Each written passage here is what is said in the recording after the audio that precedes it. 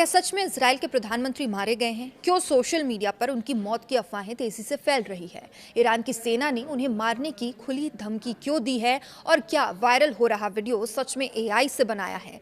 आज के इस वीडियो में हम पूरी खबर को आसान भाषा में समझेंगे। नमस्कार, आप देख रहे हैं न्यूज़ 18 का डिजिटल प्लेटफॉर्म और मैं हूं आपके साथ सृष्टि शेखर। दरअसल इन दिनों इजराइल और ईरान के बीच तनाव काफी बढ़ चुका है और इसी बीच सोशल मीडिया पर अचानक ये दावा वायरल होने लगा है कि इजराइल के प्रधानमंत्री बेंजामिन नेतन्याहू की मौत हो गई है। कुछ लोगों का कहना था कि ईरानी हमलों में उनकी मौत हो गई है, जबकि कुछ पोस्ट में दावा किया जा रहा था कि वे देश छोड़कर चले गए हैं। इन अफवाहों के बीच एक बड़ी वजह ये बताई जा रही है कि पिछले कुछ दिनों में बेंजामिन नेतन्याहू सार्वजनिक कार्यक्रमों में नजर नहीं आए हैं और किसी बड़ी सुरक्षा बैठक में भी उनकी मौजूदगी की खबर नहीं मिली है। अब इसी दौरान ईरान की सैन्य संस्था इस्लामिक रिवॉल्यूशनरी गार्ड्स कॉर्प्स, जिसे आईआरजीसी कहा जाता है, उसने एक बड़ा बयान जारी किया। आईआरजीसी ने कहा, अगर इजराइल का प्रधानमंत्री अभी भी जिंदा है तो ईरान की ताकत उसका पीछा करेगी और उसे मार गिराएगी। इस बयान के बाद सोशल मीडिया पर पहले से चल रही अफवाहों ने और जोर पकड़ लिया है, लेकिन इस विवाद के बीच एक और चीज़ वायरल होने लगी है, एक वीडियो। इस वीडियो में बेंजामिन नेतन्याहू प्रेस कॉन्फ्रेंस करते दिखाई दिए हैं, लेकिन सोशल मीडिया के कई यूजर्स ने इस वीडियो को लेकर एक अजीब दावा किया। लोगों ने कहा कि वीडियो में नेतन्याहू के हाथ में 6 उंगलियां दिखाई दी है और सोशल मीडिया पर लोग इसे एआई फिंगर ग्लिच बता रहे हैं।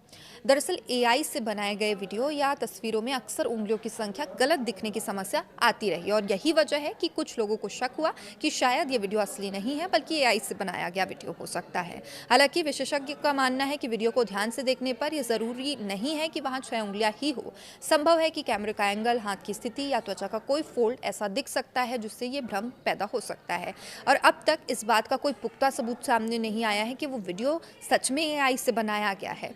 तो देखिए, दूसरी तरफ इन अफवाहों के फैलने के बाद इजराइल के प्रधानमंत्री कार्यालय ने भी अपनी प्रतिक्रिया दी। प्रधानमंत्री कार्यालय ने साफ कहा, बेंजामिन नेतन्याहू बिल्कुल सुरक्षित है। सोशल मीडिया पर उनकी मौत को लेकर फैल रही खबरें पूरी तरीके से फेक है।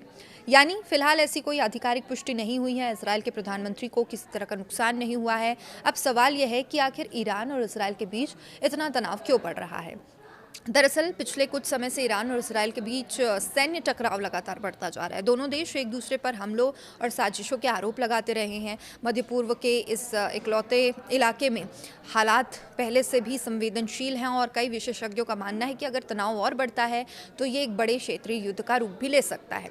इसी वजह से दोनों देशों के नेताओं और सैन्य संस्थाओं की बयानबाजी भी काफ़ी तीखी हो गई है।